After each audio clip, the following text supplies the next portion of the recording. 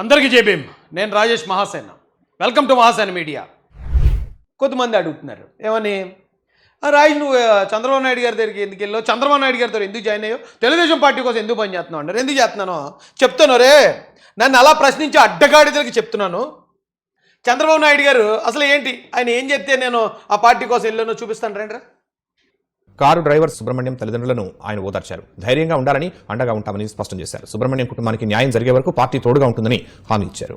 Psycho ముఖ్యమంత్రిని అడుగుతున్నా, మీ MLC Anantha Babu ఎవరైతే ఉన్నారో అనంతబాబు అహంకారంతో తిరిగి డెడ్ బాడీ పంపించే పరిస్థితికి వచ్చాడు. సిగ్గులేని ఈ ప్రభుత్వం ఇంతవరకు అతను సస్పెండ్ చేసే పరిస్థితిలో లేరు. జగన్మోహన్ రెడ్డి సైకో ముఖ్యమంత్రి. ఒకటే క్వశ్చన్ చేస్తున్నా, మళ్ళీ దళిత ఓటు అడగాలంటే ఆ తల్లిదండ్రులకు క్షమాపణ చెప్పి అనంతబాబును అరెస్ట్ చేసి నీ పార్టీ నుంచి డిస్మిస్ చేసి అతనికి శిక్ష పడే వరకు నువ్వు ప్రయత్నం చేస్తే అప్పుడు కనీసం నా తరపున, నా జాతి తరపున ప్రాణాలు కోల్పోయిన నా తమ్ముడు సుబ్రహ్మణ్యం తరపున నా సొంత ఇంటి పెద్ద మనిషిలా గర్జించాడు ఆయన ఆ రోజు. జగన్మోహన్ రెడ్డి, సైకో జగన్మోహన్ రెడ్డి, వీళ్ళకి క్షమాపణ చెప్పు. ఈ దళితుల్ని నీ ఎమ్మెల్సీ చంపితే ఆ ఎమ్మెల్సీని నువ్వు సస్పెండ్ చేయలేదని నా తరపున, నా కుటుంబం తరపున మాట్లాడాడు ఆయన. ఇప్పుడు ఈ రోజున కూటమి వచ్చిన తర్వాత అక్కడ అలా జరిగిపోయింది, ఇక్కడ ఎలా జరిగిపోయిందని లేని కొన్ని పుకార్లు సృష్టించారు. ఓకే, మంచిదే.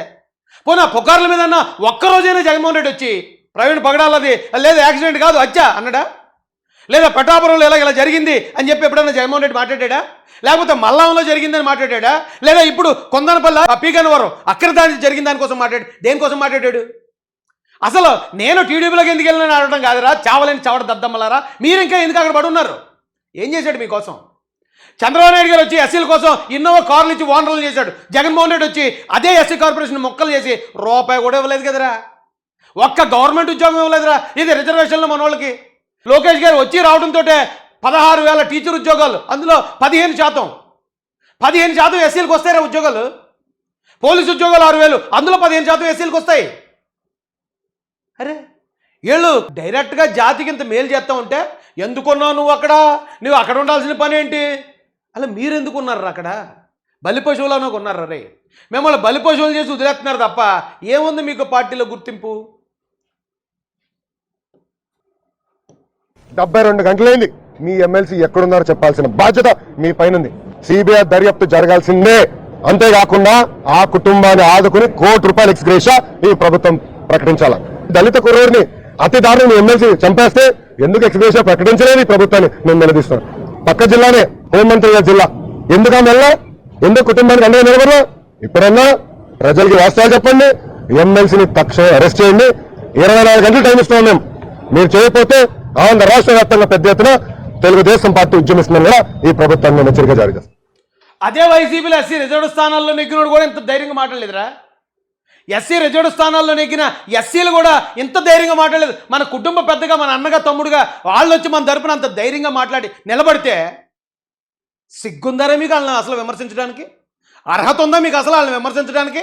సిగ్గులేని అడ్డగాడి తెల్లారా? ఏం బతుకుతున్నారు రా బాబు.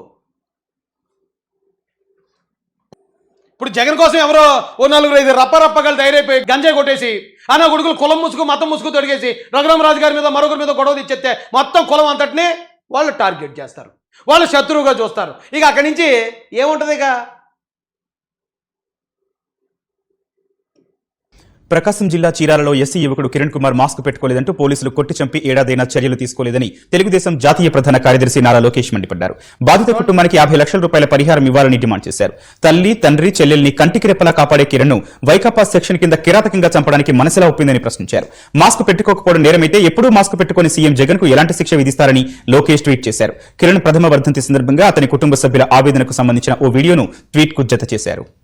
మన తరపున పోరాడారు వాళ్ళు. మనకు అన్యాయం జరిగిన ప్రతి చోట వచ్చి మన ఇంటి పెద్దగా నిలబడి మన తరపున మాట్లాడారు వాళ్ళు. ఆ విశ్వాసం నాకు ఉంది కాబట్టే, లేదు వీళ్ళు మన కోసం ఇంత వన్ సైడెడ్గా నిలబడి సైకో జగన్ అని చెప్పి జగన్తోనే తలపడుతున్న ఇలాంటి కుటుంబానికి మనం తోడుగా ఉండాలి, వారితో పాటు మనం ఉంటే కనీసం విశ్వాసం చూపించినట్టు అవుద్దని ఆ పార్టీలో జాయిన్ అయ్యాను. ఆ పార్టీ కోసం పనిచేస్తున్నాను నేను. మీరెందుకు పనిచేస్తున్నారా? ఎందుకు చేస్తున్నారు? ఒరే మీకు అందరికీ మాట చెప్తాను రా, వైసీపీలో ఇప్పటికీ జగన్ కోసం ఇలాంటి అల్లర్లు చేసి రప్ప అని చెప్పి కత్తులు పట్టుకుని తిరిగి, లేకపోతే పొట్టేళ్ళన్నరికి బొక్కలకు వెళ్ళిపోతున్న ప్రతి సైకోగాడికి, ముఖ్యంగా దళిత కులంలో ఎందుకు పనికి రాకుండా కేసులు లేకపోతే దాడులకు గురయ్యే తింగరనాయాలకు చెప్తున్నాను నేను. జగన్ వల్ల తెలుగుదేశం పార్టీకో జనసేన పార్టీకో జగన్ వ్యతిరేకించే వాళ్ళకో ఏం ప్రమాదం లేదు అబ్బాయి. జగన్ వల్ల ఎవరికన్నా ఉంది ప్రమాదం అంటే అతన్ని నమ్మిన వాళ్ళకి, అతని కోసం పనిచేసే వాళ్ళకి మాత్రమే ప్రమాదం. ఉదాహరణ చెప్తాను రా. వివేకానంద రెడ్డి గారు జగన్ గారి కోసమే పనిచేశారు. ఏమయ్యారు? వైఎస్ విజయమ్మ గారు జగన్మోహన్ రెడ్డి గారిని కని పెంచి ఆయన కోసం పనిచేసిన ఆవిడ ఏమైంది? జగన్మోహన్ రెడ్డి గారి కోసం పాపం ఆయన జైలుకి పెట్టేశారని జగన్మోహన్ రెడ్డి గారి కోసం మిగిలిన పాదయాత్ర అంతా పాపం వేల కిలోమీటర్లు నడిచింది షర్మిలారెడ్డి గారు. ఏమయ్యారు? జగన్మోహన్ రెడ్డి గారి కోసం క్రైస్తవుల్ని, పాస్టర్లని, నాలాంటి వాళ్ళని అందరినీ ఏకం చేసి 2019లో ఆయన గెలుపుకు కారణమైన బ్రదర్ అనిల్ ఏమయ్యాడు? జగన్మోహన్ రెడ్డి గారి కోసం పనిచేసిన ఐఏఎస్ శ్రీలక్ష్మి గారి దగ్గర నుంచి మొన్న సస్పెండ్ అయిపోయి మొత్తం పరండాల పాలైపోయిన డీజీపీలు, ఎస్పీలు, ఎస్ఐలు వీళ్ళందరూ జగన్ గారి కోసం పనిచేసిన వాళ్ళే. ఏమయ్యారు? కల్లాసర అబ్బాయిలు. ఇప్పుడు కూడా ఎస్సీల్లో ఎవరైతే జగన్ గారి కోసం బట్టలు చింపుకుంటూ మేము కాపులతో గొడవెట్టుకుంటామండి, మేము హిందువులతో గొడవెట్టుకుంటామండి, మేము అగ్ర కులాలను తిట్టేస్తామండి, మీ దగ్గర మీ మెప్పు కోసమని ఎవడైతే తిరుగుతున్నాడో మడిసిపోయేది మీరే పోతారు. దానికోసం జగన్ ఒక్క మాట కూడా మాట్లాడడం, మిమ్మల్ని పరామర్శించడానికి కూడా ఆయన రాడు.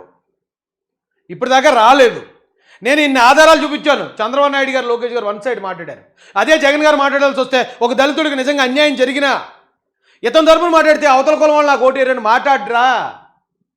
గరగపరి విషయం జరిగినప్పుడు మనమందరం అప్పుడున్న గవర్నమెంట్ మీద, తెలుగుదేశం మీద బాబు ఎలా జరిగింది, అన్యాయం జరిగింది, అది ఇది అని మాట్లాడుతుంటే జగన్ గారు ఏం చేయాలి? అప్పుడు డైరెక్ట్గా దళిత కాలనీకి వచ్చి ఏంటి వెళ్ళి ఖచ్చితంగా దీనికి కారణమైన వాళ్ళని అరెస్ట్ చేయండి అని చెప్పడా?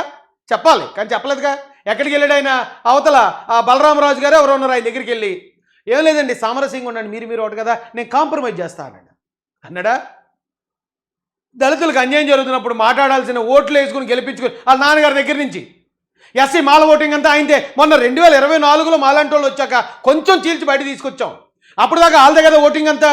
ఇప్పుడు ఎవరు స్పందించాలి? దళిత జాతి మీద అన్యాయం జరిగినప్పుడు, ముఖ్యంగా మాలలకో లేకపోతే మాల క్రైస్తవులకో, మాది క్రైస్తవులకో అన్యాయం జరిగినప్పుడు ఫస్ట్ మాట్లాడాల్సిన బాధ్యత ఎవరిదే? జగన్ది. జగన్ అడగరు. రాయేష్ ఎందుకు మాట్లాడలేదు? కూటమిలోకి వెళ్ళాక మాట్లాడలేదు. మీరు దోలగొడవలది అంటే ఉత్తి పుణ్యాన్ని ఆ హిందువుల్లో లేకపోతే కూటమి వాళ్ళతోనో లేకపోతే ఇంకొకరితోనో వాళ్ళని రెచ్చగొట్టి జగన్ మీద ఉన్న దోలతో మీరు గొడవలు తండ్రి నేను వస్తాను.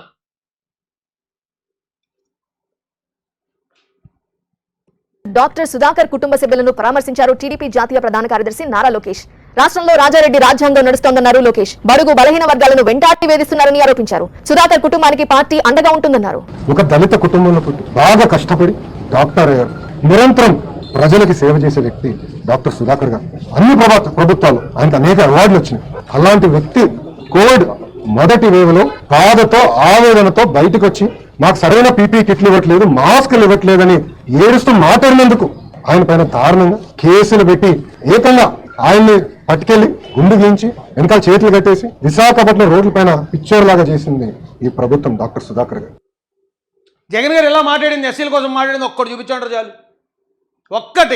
ఒక్క వీడియో చూపించండి బాబు. ఎంత పబ్లిక్గా డైరెక్ట్గా వచ్చి సొంత కుటుంబ సభ్యుల కోసం మాట్లాడినట్టు పోరాడారు రా రోజున చంద్రబాబు నాయుడు గారు, లోకేష్ గారుని. వాళ్ళని ఆడిపోసుకుంటే మట్టు కొట్టిపోతారు ఎదవల్లారా.